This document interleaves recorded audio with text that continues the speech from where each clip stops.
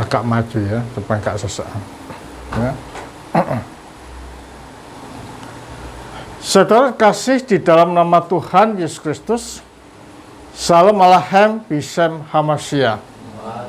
Rasa senang dan bahagia sekarang karena banyak yang datang, tidak seperti minggu kemarin. Berarti Allah menginginkan kita kumpul lagi ya. Saudara, iman adalah merupakan penyerahan secara total hidup kita kepada Allah.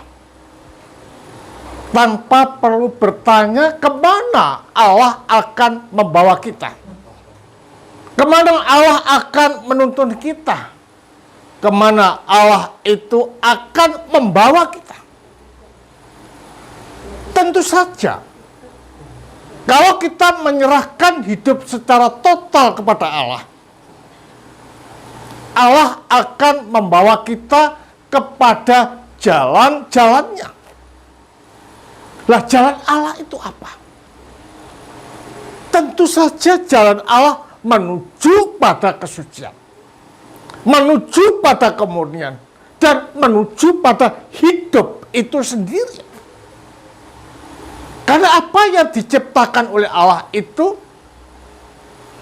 adalah yang memantulkan apa yang ada di dalam diri Allah. Kesucian, kemurnian, dan keagungan. Di dalam bacaan kita tadi, kita melihat ada seorang pemimpin dari bait Allah. Namanya Jairus. Dan mempunyai anak perempuan yang sakit. Dapat dikatakan almost die. Jadi dia meminta pertolongan pada Yesus untuk datang ke rumahnya. Nah, ketika dia akan menuju ke rumah Jairus itu, banyak orang yang mengikuti dia dan berbondong-bondong. Di kerumunan itu ada seorang ibu yang sudah 12 tahun mengalami penyakit pendarahan. Dia tahu bahwa Yesus itu bukanlah orang biasa. Kemana saja Yesus itu berada, kabar baik dan petunjuk suci itu selalu didengang-dengungkan oleh pribadi yang satu ini.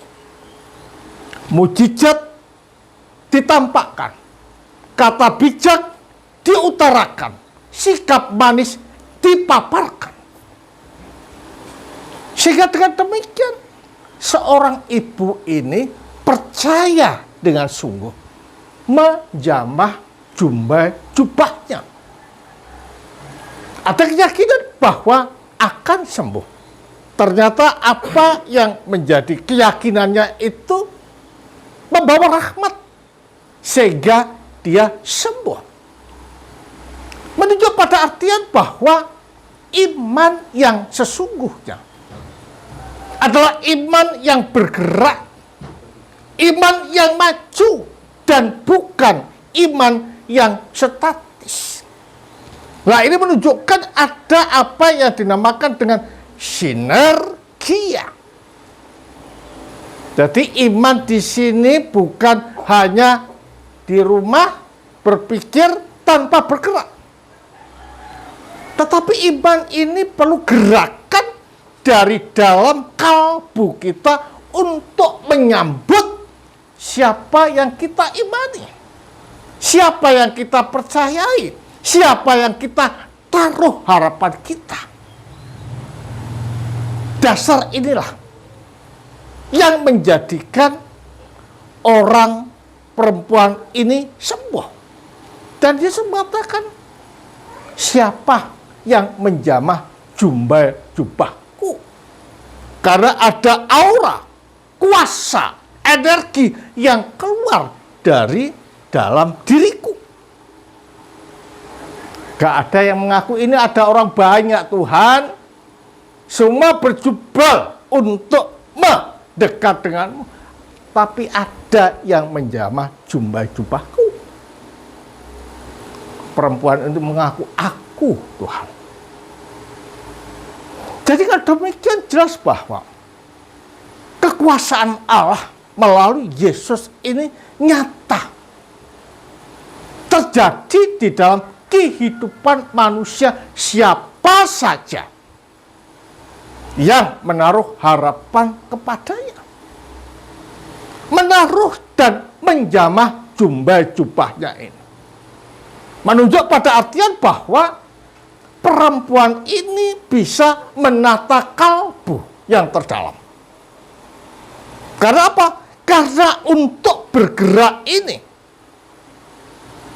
ada challenge in her heart.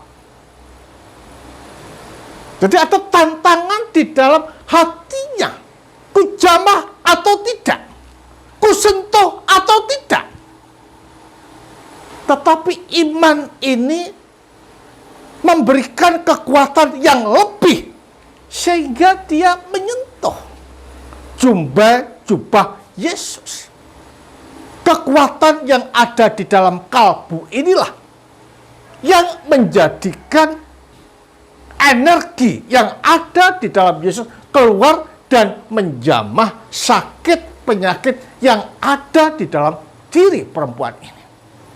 Sehingga dengan demikian pengakuan ini adalah merupakan suatu bukti bahwa kebajikan Allah itu tidak bisa disembunyikan, tetapi terbuka lebar bagi siapa saja yang mengharapkan pertolongan darinya.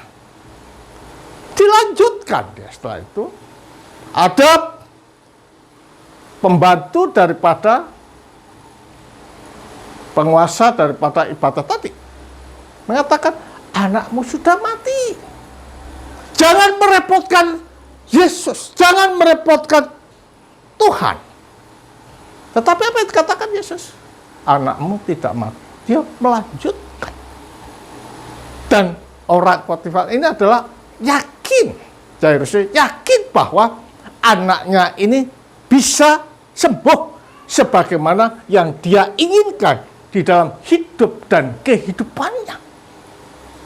Keyakinan yang teguh inilah yang menjadikan kesulitan apapun yang ada di dalam kalbunya itu bisa teratasi. Nah, kalbu ini menjadi murni dan bergerak karena nosnya itu bisa mengalahkan logisminya atau racun yang meracuni otak daripada orang ini. Jadi kalau demikian, nos ini perlu bersih. Lah, nos yang bersih itu akan turun ke dalam kalbu menjadi bersih. Akhirnya kalbu yang bersih menggerakkan badan untuk melakukan sesuatu yang bersih. Iman pada Yesus tanpa ada pertanyaan. Iman tanpa Yesus dengan keyakinan yang penuh tanpa ada keraguan. Tidak ada pertanyaan dan tidak ada keraguan inilah yang memberikan suatu dampak di dalam kehidupan kita manusia. Makanya iman ini memegang peranan penting di dalam kehidupan manusia. Bukan Taurat, bukan disunat atau tidak, bukan. Tetapi patokan ini yang menjadikan segala sesuatu bisa teratasi. Apa patokannya? Yaitu ajaran. Ajaran apa? Ajaran yang terelham, yang disampaikan Yesus kepada semua manusia. Sehingga apa? Sehingga manusia menjadi ciptaan baru. Nah, menjadi ciptaan baru apa? Berarti kalau demikian sedang berbicara tentang baptisan. Karena baptisan itu adalah merupakan sarana dan titik pijak orang untuk masuk telah didamaikan, masuk telah dipilih, masuk telah menjadi ciptaan baru, masuk menjadi anak-anak Allah. Berarti kalau demikian, baptisan di dalam gereja atau sakramen-sakramen lain di dalam gereja ini mempunyai suatu peranan yang sangat penting di dalam kehidupan kita. Artinya bahwa sakramen tidak bisa dipandang sebagai lambang atau simbol, tetapi realita konkret yang menjadikan kita masuk di dalam kehidupan Allah melalui diri Yesus Kristus. Itulah yang menyelamatkan, itulah yang memperbarui, itulah yang menyatukan, itulah yang menjadikan kita mengambil bagian di dalam kodrat ilahi. Jadi kalau demikian jelas bahwa di dalam kehidupan kita ini jangan seperti orang Farisi yang membanggakan diri dan menyuruh orang untuk melakukan Taurat sementara dia tidak. Kebanggaan kita bukan di sana, tetapi kebanggaan kita adalah manunggal masuk di dalam kehidupan Kristus melalui sakramen yang terselenggara di dalam gereja. Masuknya kita dengan Kristus melalui sakramen-sakramen itu, roh yang ada di dalam Kristus itu melalui energi mengoperasi apa yang ada di dalam kalbu kita, sehingga kita dibersihkan, sehingga kita disucikan, sehingga kita dimurnikan. Dengan demikian, maka apa yang dikatakan oleh Yesus adalah mata adalah pelita tubuh. Matamu baik, akan baik seluruh tubuhmu. Matamu jelek, akan jelek seluruh tubuh. Artinya apa? Batin kita, kalbu kita akan dibersihkan dengan masuknya roh yang ada di dalam batin kita. Sehingga menentang, menyerang, dan menggerogoti dosa yang ada di dalam batin kita untuk berlaku suci. Inilah yang dimaksud dengan baptisan api. Konsekuensi menyatu dengan Kristus, kita akan berperang dengan kerak dosa dan musuh-musuh Allah yang senantiasa menyeret kita jauh dari Allah. Jadi kalau demikian jelas bahwa Kristus itu menginginkan bahwa kehidupan manusia itu kehidupan dalam kesucian. Makanya Paulus mengatakan, aku telah disalib bagi dunia. Artinya apa? Artinya kehidupan dia ini tidak pada keterikatan jagat dan nafsunya, tetapi kehidupannya adalah difokuskan pada Allah. Dikatakan, hidupku bukan aku lagi, tetapi Kristus yang ada di dalam aku. Jadi fokus hidup Paulus itu adalah Kristus. Sebagaimana Kristus itu adalah kepala gereja dan Paulus sebagai tubuhnya, kita pun juga seperti Paulus harus mengkonsentrasikan kehidupan kita. Sebagaimana Paulus mengkonsentrasikan hidupnya untuk hidup suci, murni, dan tidak munafik, tetapi senantiasa menghidupi kehidupan Allah di dalam hidup ini. Dan itulah cara satu-satunya kita diperkenan, disucikan, dan dimurnikan. Tetap semangat untuk menyucikan batin, karena di sanalah orang akan melihat hidup Allah di dalam hidup kita. Kemuliaan bagi Sang Bapa, Sang Putra, Sang Roh Kudus. Amin.